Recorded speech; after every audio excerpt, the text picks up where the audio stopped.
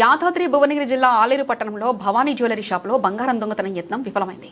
కస్టమర్గా వచ్చిన 55 సంవత్సరాల షేక్ అబ్బాస్ అలీ నగలు చూపిస్తున్న సమయంలో బంగారం లాక్కొని పారుకోవడానికి ప్రయత్నించాడు. ఇది గమనించిన షాప్ యజమాని కుమారుడు స్థానికులు వెంటాడి దొంగను పట్టుకున్నారు.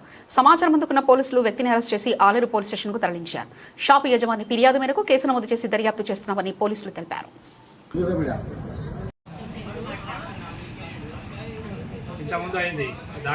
ఫోటో కొట్టిదా పెట్టే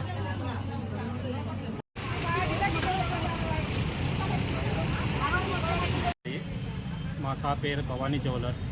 ఒక కస్టమర్ వచ్చింది. ఆ కస్టమర్ మన టాప్స్ చూపి అంటే మా కొడుకు టాప్స్ చూపించినారు. చూపిస్తే ఆయన ఏం చేసినారంటే ఇది నచ్చలేదు అంటే ఇంకా వేరే చూపి అంటే వేరే చూపించినారు. వేరే చూపిస్తే ఆయన ఏం చేసినారంటే నెలగా కొట్టి తీసి జేబులో పెట్టుకున్నారు.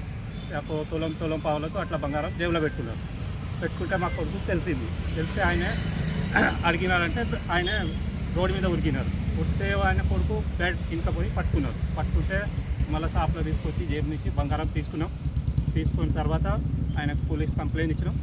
ఆలే పిఎస్కి కంప్లైంట్ ఇచ్చినాం. ఇది జరిగింది.